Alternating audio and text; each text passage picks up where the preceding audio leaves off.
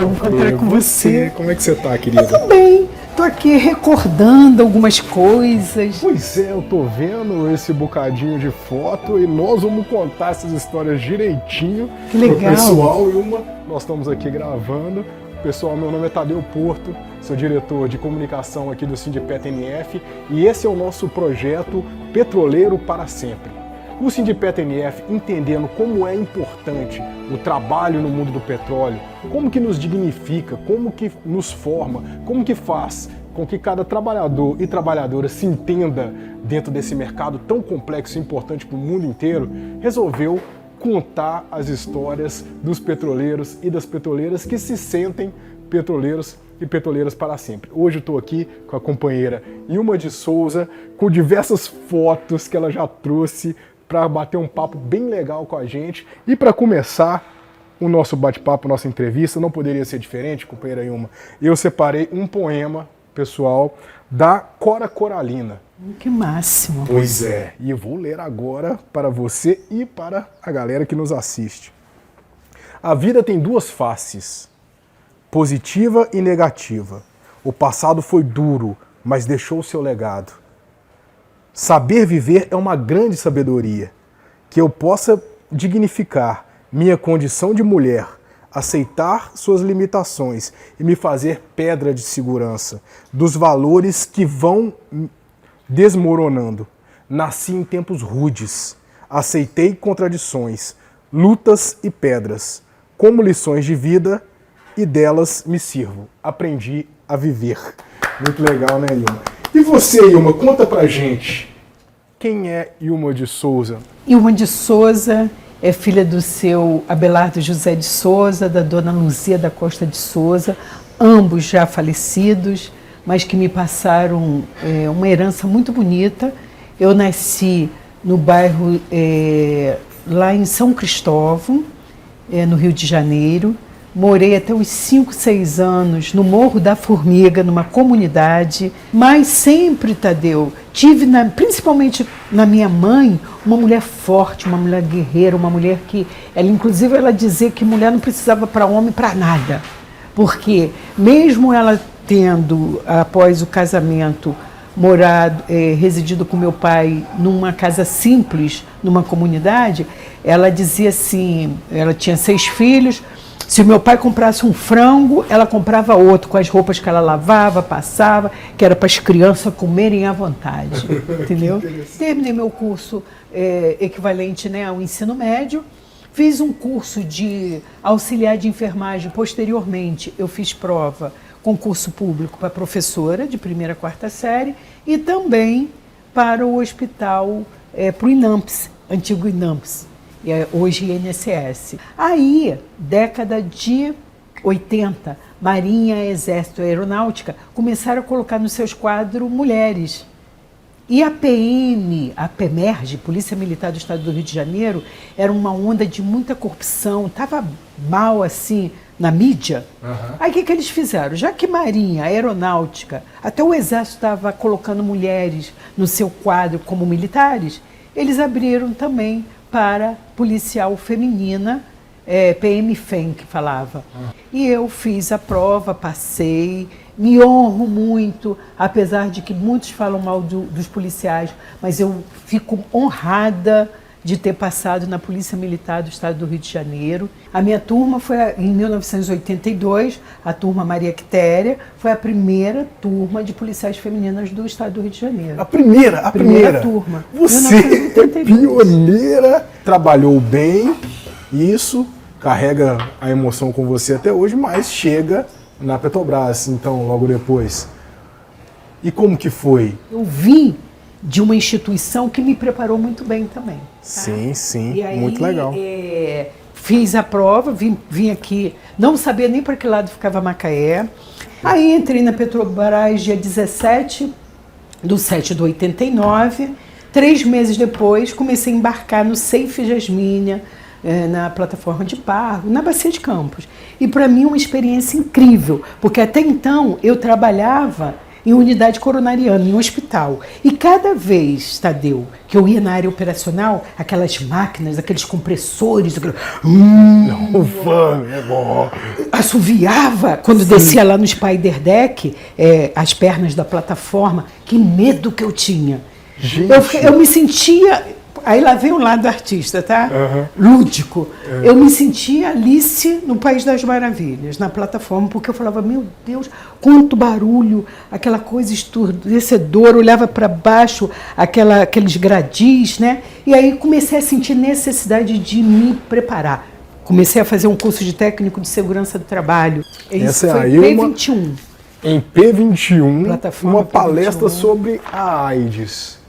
Usando o teatro de uma forma Usando bem simples. o teatro. Né? Eu digo arte como ferramenta de saúde. Arte como ferramenta de saúde, de conhecimento, né? Ó, aqui sou eu, um personagem. É você? Abordando Gente, a questão. essa aqui é Ilma de Abordando Souza, a gente, questão da olha dependência química. João da Silva. Muita gente, ao ver essa reportagem. João da Silva foi o seu personagem? Sim, um personagem seguramente visto por mais de 7 mil trabalhadores. Por quê? E aí vai lá um abração, muito obrigada aos meus companheiros de trajetória. Nesse ambiente confinado, tudo era motivo de levar para o lado sexual.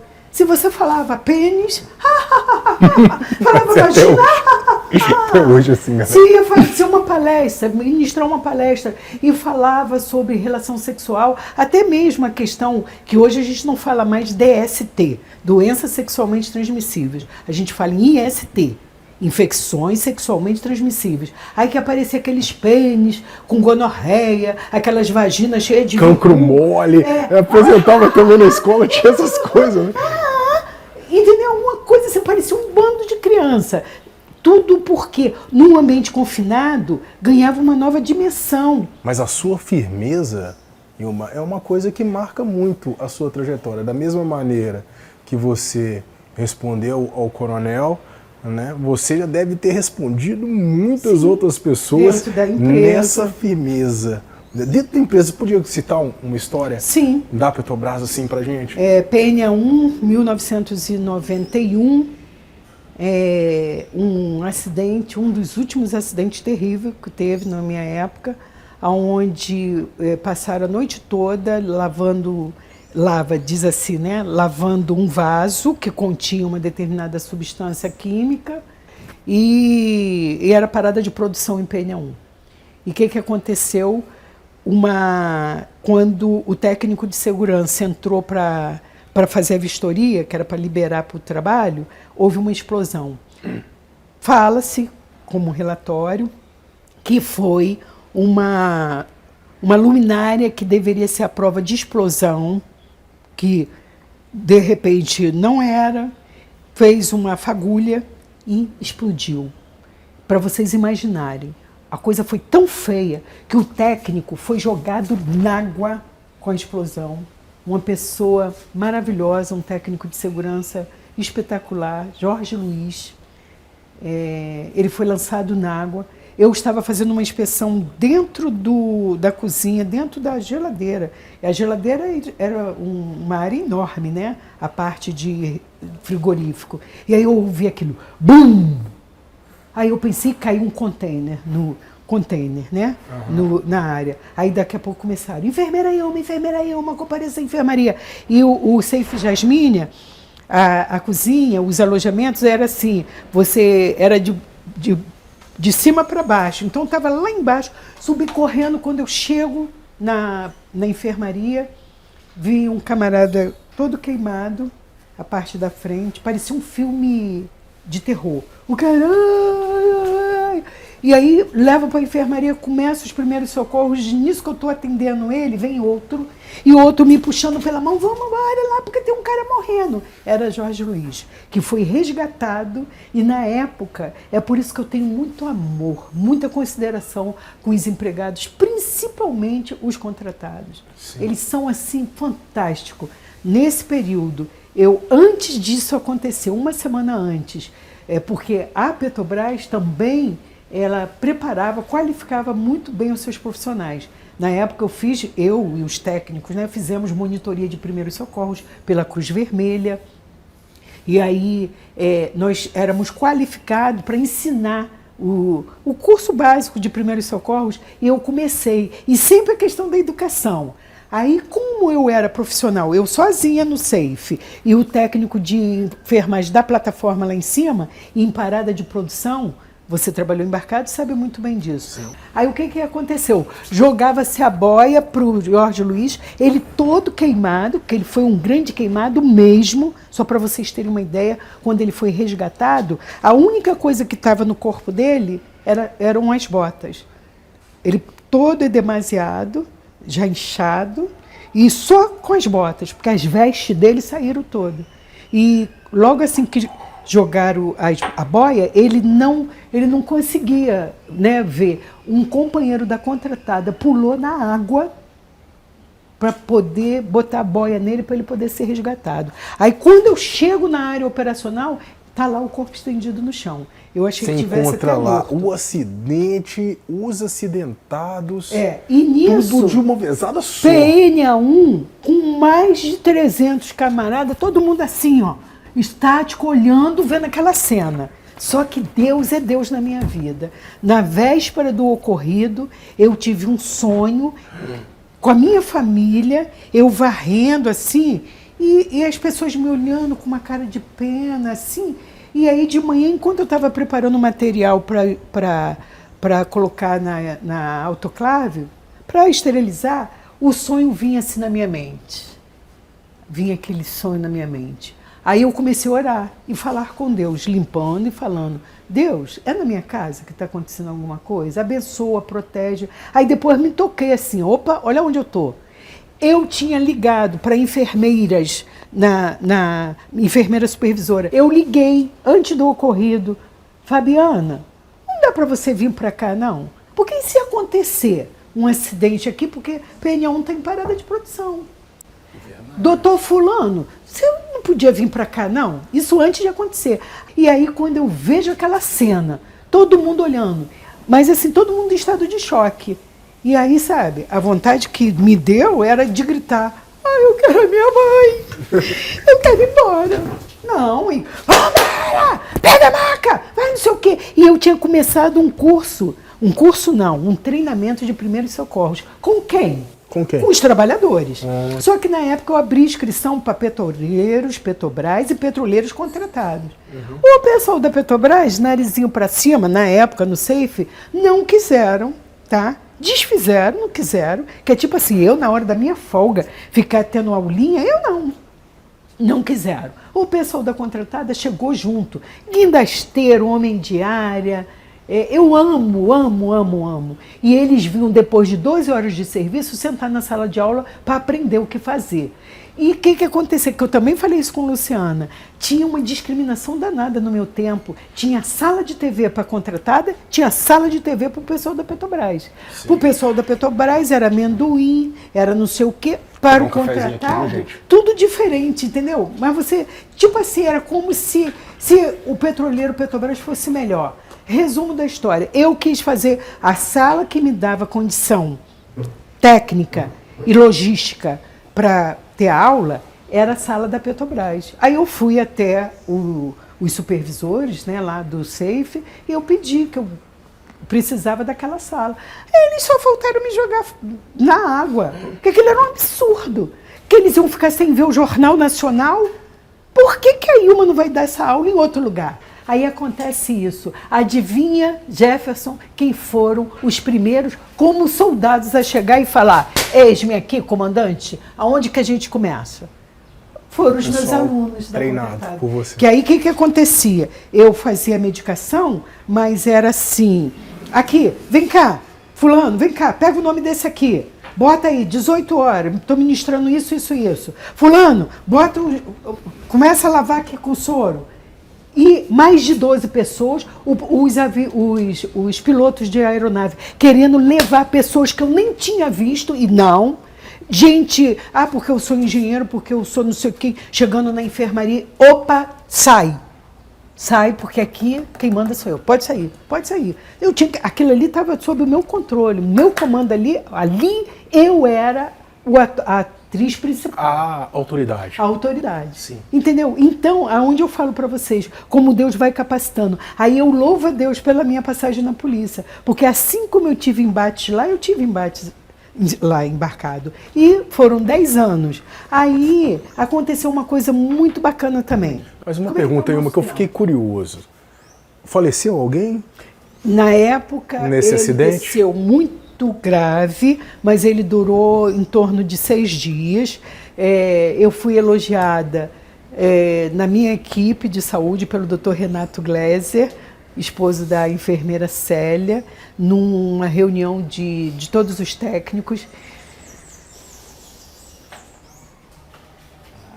E foi muito bacana, porque ele falou para mim, na frente dos meus colegas, que a Petrobras tinha orgulho de ter um profissional como eu na equipe de saúde. A gente tem mesmo. E aí foi muito bacana, sabe? Que aí você vê assim, tipo, por mais que as pessoas, por mais que o sistema te esprema, mas tem uma hora que o sistema reconhece. Não consegue segurar a nossa força. E aquilo para mim foi uma honra muito grande, porque aí depois disso, né, aí quando é que veio o sindicato? P36, afundamento da P36. E eu não sabia nada de sindicato, imagina, eu vindo da polícia, nem passava pela minha cabeça nada de sindicato. Sabia, vi o pessoal falando no aeroporto e tudo, mas não me tocava. Uhum. Aí, P36, afundamento da P36.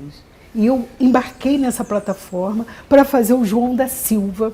E quando a catamarã vinha chegando, por volta de 11 horas, quando o mar estava virado, aí eu era obrigada a ficar lá no pier, na unidade, esperando junto com o técnico de segurança. Porque se alguém chegasse passando mal, eu já acompanhava para a enfermaria. Aí esse senhor, que eu não vou falar o nome, ele chegou carregado, ele no meio da cestinha, que era outra violência também. Aquela cestinha nós já desembarcamos numa época de greve de piloto, e você tinha que segurar naquele negócio, aquilo subia mais de 20 metros de altura, um perigo, né? Porque você imagina se a pessoa cai daquilo ali. Aí ele no meio da cesta. E aí, eu toda, né, solícita, vem, vamos. E ele não queria falar, por causa do hálito alcoólico, né? Uhum. Aí levo para a enfermaria, faço contato com o médico. O que foi? E ele sem querer falar, mas só que, eu muito observadora, a galera já conhecia ele. E quando eu toda solícita, vamos, como é que o senhor está? Para não falar, e tá dando aí, fulano, tipo assim, se deu bem, não vai para a área trabalhar, né? Uhum. Tá, chegou a passar mal, como é que eu vou botar esse homem numa área operacional? Aí quando chega na enfermaria, faço contato com o médico, aí o médico manda dar glicose, baralgina, né? Fazer a medicação para poder parar aquele, porque ele também tinha bebido. Aí, quando eu preparo tudo, olha, o médico pediu para fazer essa medicação endovenosa, papapá. Para que é isso aí? Ele ficou bom, rápido. Para que é isso aí? E quem é que você vai aplicar isso aí? Eu falei, no senhor, por acaso. O médico falou, para o senhor poder ficar bom. Ah, não vou tomar nada, não. Ah, gente. Aí eu falei assim, Tá bom, guarda bem meu rosto, porque eu vou estar aqui. E sabe o que vai acontecer? Da próxima vez que o senhor vier desta forma, o senhor vai ter 2 trabalhos. Vai subir, vai enfrentar esse mar todo e vai descer para a terra, porque o senhor não vai ficar aqui. Aí ele ficou bem sério, falava mal de mim para a plataforma toda, porque ele era conhecido lá, eu não. Dizia que queria ver o diabo na frente dele, não queria me ver porque eu era uma casca grossa. Esse homem que começou a me dar a dimensão do meu trabalho, porque ele 6 meses depois chega na plataforma com uma ficha. Chegou na enfermaria todo solene. Dona Ilma, quero falar com a senhora. Aqui, toma aqui, essa fichinha sua. Eu falei, fichinha minha de quê? Aí ele me conta do AA, dos Alcoólicos Anônimos, que depois daquele sacode, ele foi procurar ajuda. E ele já estava 1 mês ou 2 meses sem botar uma gota de álcool na boca. Vocês querem saber a minha trajetória dentro do sindicato? Vai na parte de comunicação e fala assim, cadê os eventos, as coisas que época de Conceição e Ilma aconteceu? Porque aconteceram coisas fantásticas aqui.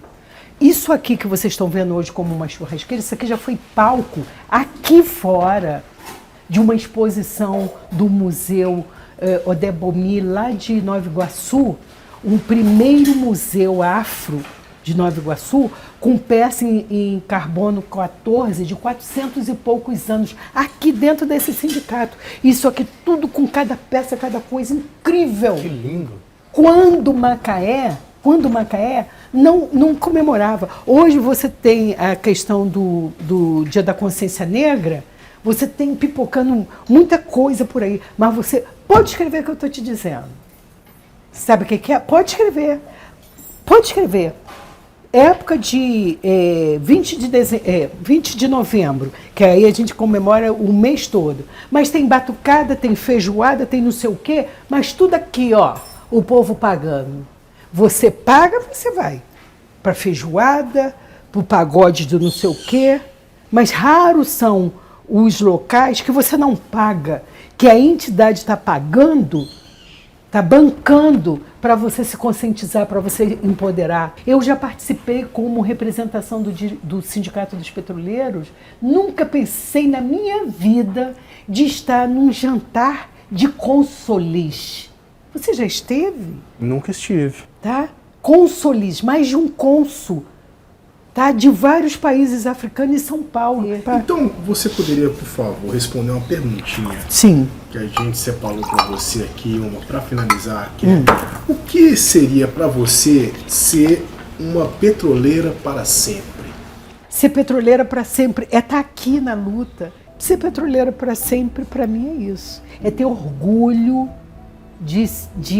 dessa trajetória toda e disso continuar, de eu ver de repente uma costureira, uma pessoa, tipo assim, aparentemente não tem nada a ver com a Petrobras, mas falar assim, nossa, o meu marido, depois que entrou para a Petrobras, ele se educou, a questão da conscientização do meio ambiente, sabe? E você vê, tipo assim, ou seja, a Petrobras, ela é impulsionadora, sim, do progresso dentro do nosso país. Para mim, isso é ser petroleira para sempre.